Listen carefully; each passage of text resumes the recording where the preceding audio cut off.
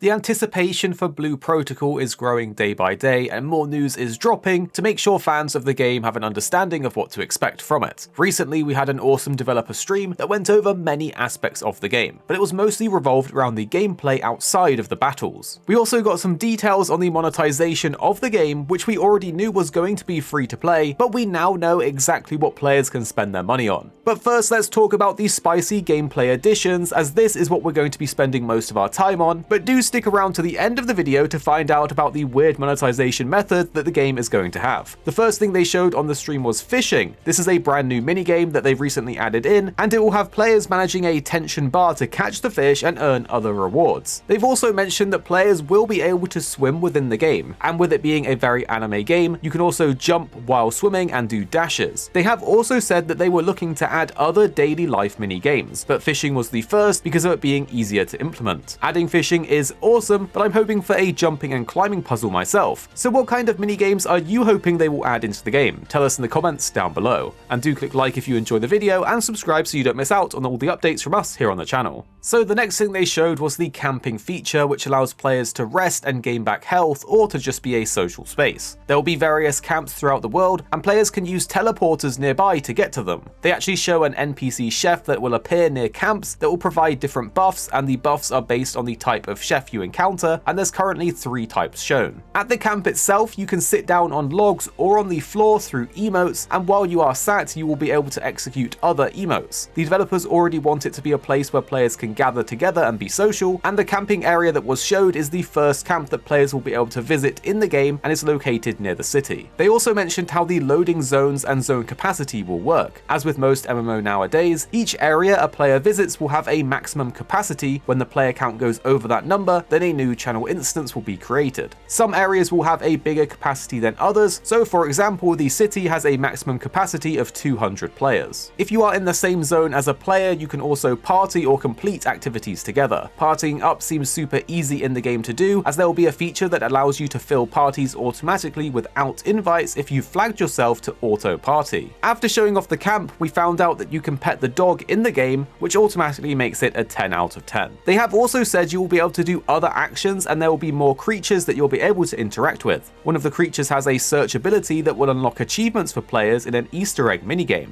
So if you like collecting pets in MMOs, then there's going to be some things here for you. But for those of you that are into your glam or cosmetics, they are doing the full banquet when it comes to customizing your character, as there will be an NPC shop, which I think is called the Salon or Aesthetic, which will allow players to change their hairstyle, eyes, mouth, and more. Basically, everything you would expect to be able to change can be, but it will take tickets to change your character's appearance. You can save your character's new appearance, but not commit to the new look until you're ready, which we think's pretty cool. Along with changing your character's physical appearance though, you will be able to dye individual clothing pieces, and the system does look pretty robust from what we've seen so far. After you have a character looking cool though, you probably want to show them off, and we got another look at the photo mode, which will be within the game. The photo mode looks like it has a bunch of options, and one of the new cool features that they showed was the ability to pose with other characters. This of course only works if you have a friend or the character was on screen when you open the photo mode, and you can't move their position, only change their pose. We also know that weapon crafting will be a big part of the game, and we got a closer look at how crafting better weapons via slots and battle echoes will work.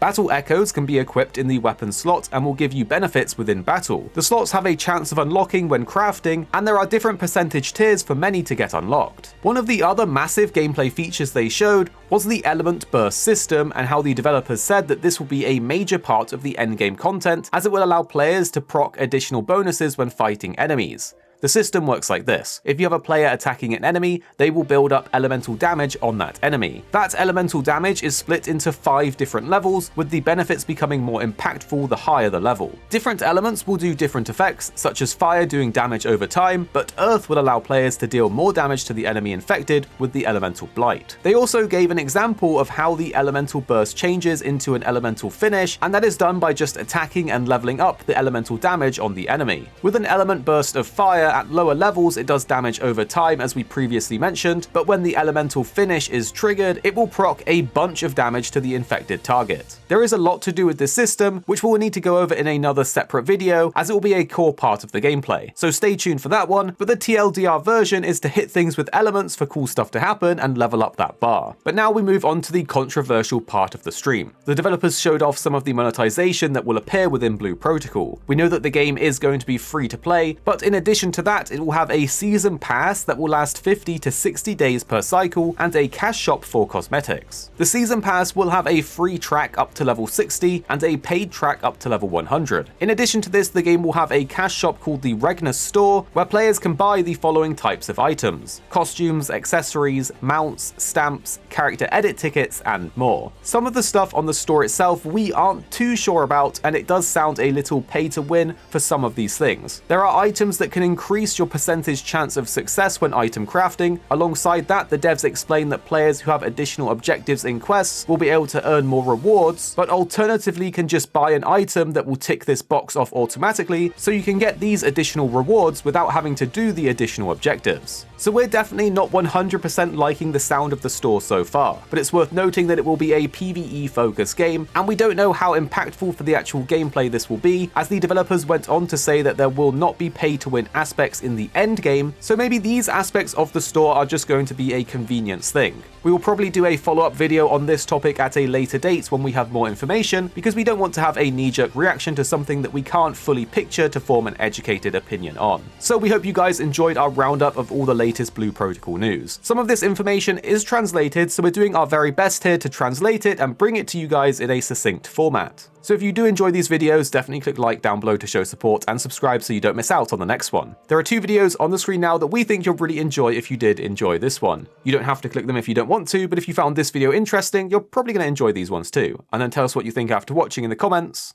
down below.